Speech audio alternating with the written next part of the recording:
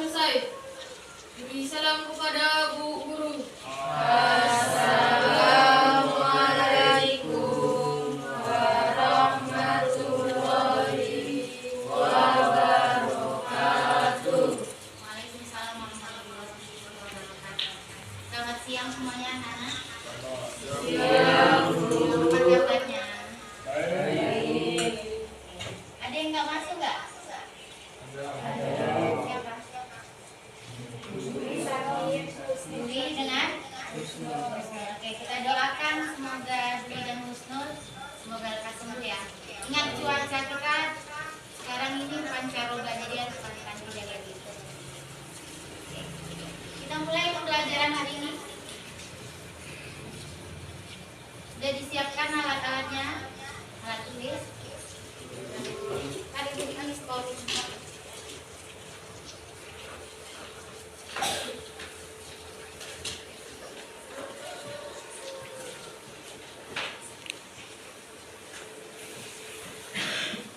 Oke.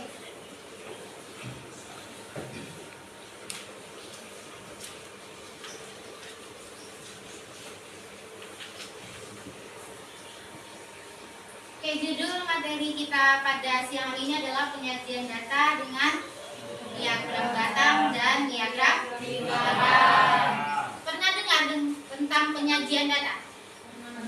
Pernah. Di mana? Suatu perusahaan. Jadi kamu suka nengok apa? Berita gitu. Ya, mungkin cita-citanya jadi pengusaha ya. Kemudian di mana lagi kamu pernah mendengar kata penyajian data atau bentuk-bentuk yang gambar seperti apa? Kantor desa. Biasanya ngapain di kantor desa itu? Ada apa? Menyajikan data tentang Masyarakat. tingkat pendidikan. Menyajikan data tentang tingkat pendidikan ya. Oke. Kan kalau masyarakat desa itu banyak ya, makanya perlu disajikan data itu. Oke, kita lihat dulu mengingat pelajaran yang telah lalu. Apa pelajaran kita sebelum penyajian data dengan diagram batang dan diagram lingkaran? Tabel.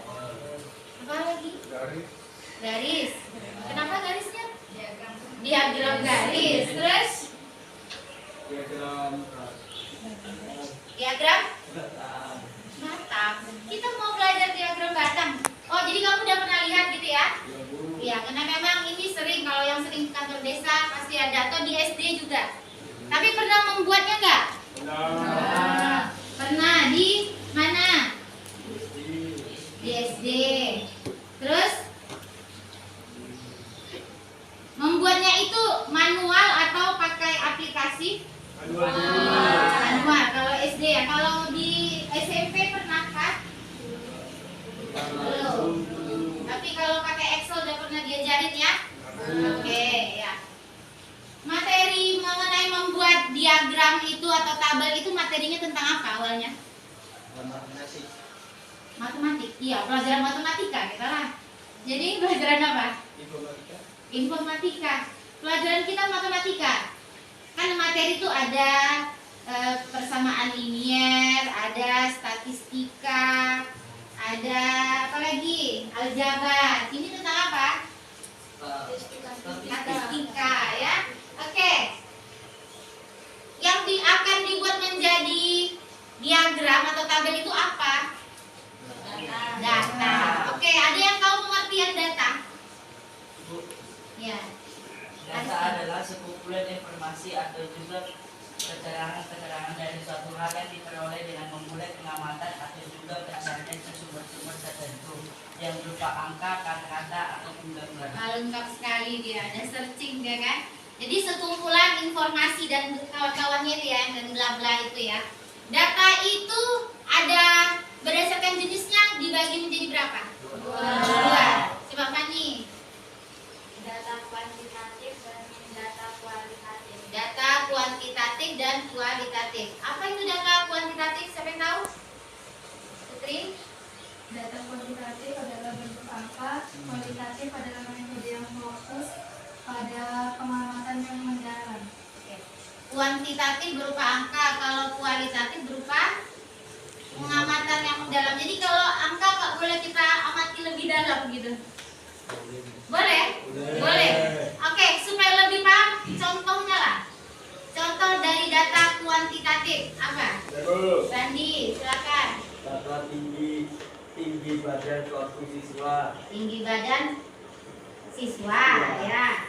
Berarti pakai apa nanti? Nah, katanya boleh pakai apa? Tinggi badan itu apa? Angka-angka ya, sentimeter ya. Terus apa lagi selain tinggi badan? Berat badan. Ukuran sepatu. Apalagi ada yang bisa buat lagi contohnya? Berat badan. Jangan lihat ibu tahu berat badan. Oke, itu kuantitatif ya. Kalau yang satu lagi data apa tadi? Kualitatif. Oke, Dinda apa data kualitatif Dinda? Contohnya? Kualitatif. Ayo. Yang sibuk. Apa? Data apa ya? Bantu Dinda. Data kualitatif contohnya apa? Dia nggak ingat. Oke, Sarah. Makanan favorit. Apa lagi? Warna favorit. Warna. Apa lagi? Hobi, olahraga. Ada lagi? Ada. Kegemaran. Kegemaran itu kan banyak, bisa hewan kesayangan ya. Makanan favorit pokoknya yang tidak berupa angka. Nggak nampak rupanya di sini. Oke. Itu dia mengingat materi pelajaran terlalu ya, data, ada data kualitatif, kuantitatif. Cara mendapatkan data bagaimana? Ya, betul wawancara. Apa lagi? Observasi. Ada lagi? Angket. Ada lagi?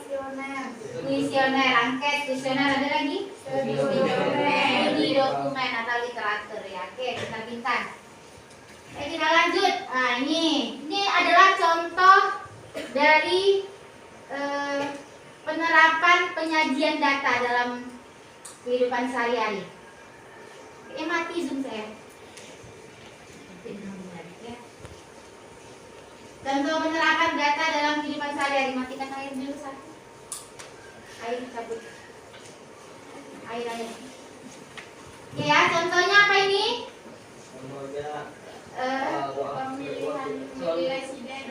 Pemilihan calon presiden disajikan dalam bentuk ya.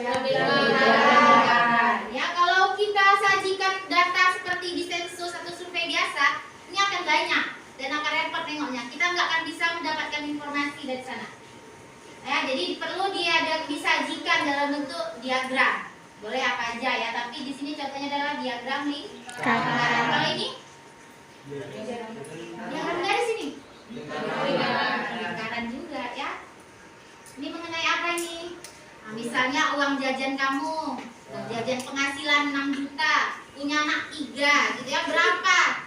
Di apa? Untuk transportasi berapa, tabungan berapa, untuk rumah berapa, listrik berapa. Ya, jadi kita bisa hitung, kita kalkulasikan pakai kita sajikan dalam diagram lingkaran. Jadi enggak ada cerita lagi kekurangan dana di akhir bulan ya. Oke, ini juga ada pemanfaatan penyajian data untuk energi ya. Oke, ini lagi, ini diagram apa ini?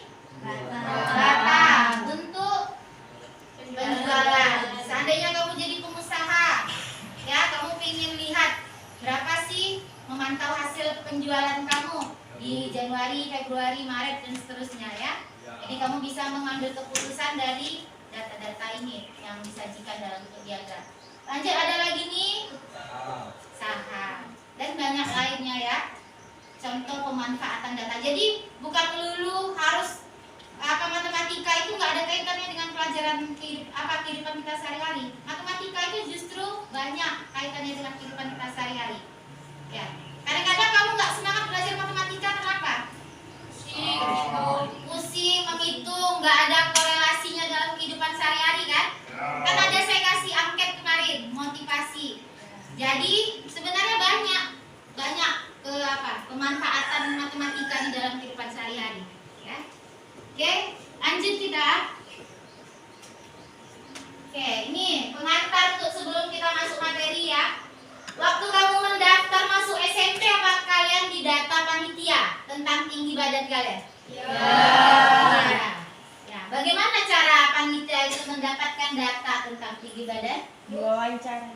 Ya, Renzi. Dengan wawancara. Wawancara ya. Kalau di sini kemarin masuk wawancara, bisa juga pakai apa dia observasi. Kalau yang tahun yang baru, yang baru masuk kelas 7 itu dia disediakan timbangan, diobservasi langsung di depan panitianya ya. Oke, tuh. Tahukah kalian bahwa data tinggi badan kalian tersebut dapat disajikan dalam bentuk diagram batang dan lingkaran? Tahu. Tapi bisa nggak buatnya? Belum ya. Oke, kita coba pelajari ini untuk pertemuan kali ini. Tujuan pembelajaran kita adalah peserta didik atau kalian dapat menggunakan diagram batang dan diagram lingkaran ini untuk menyajikan dan menginterpretasi data ya. Oke. Ini yang akan dipelajari. Tadi kan tujuannya ada 2, yaitu menggunakan diagram batang. Ini contoh bentuk diagram batangnya, kemudian diagram lingkaran ya. Oke.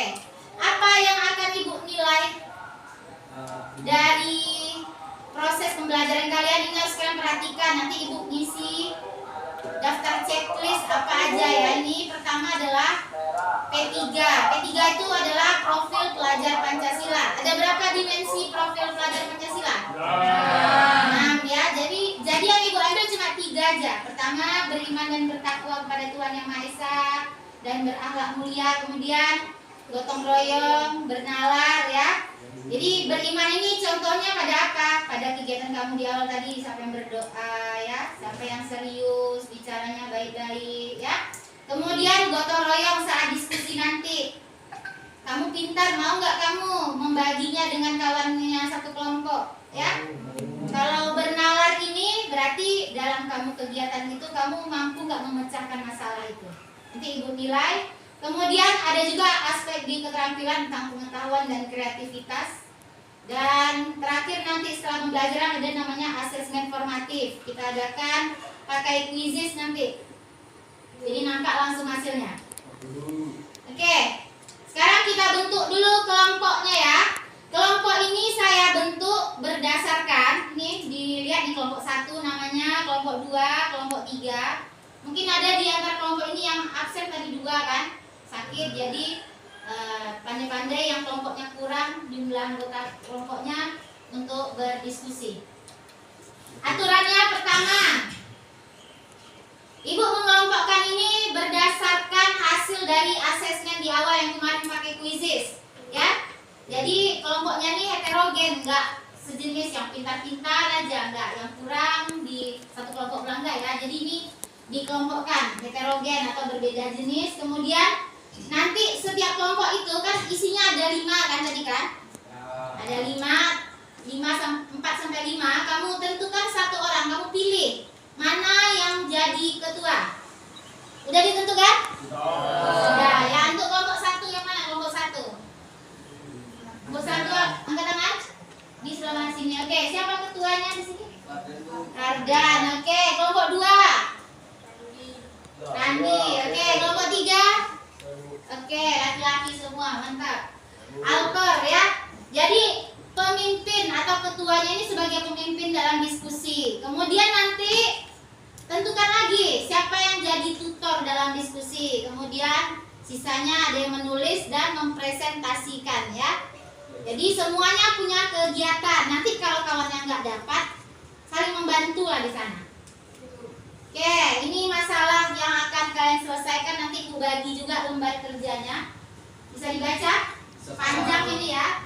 Ini soal ini bukan saya karang, karena soal ini saya dapatkan dari angket yang saya berikan kepada kalian beberapa hari yang lalu.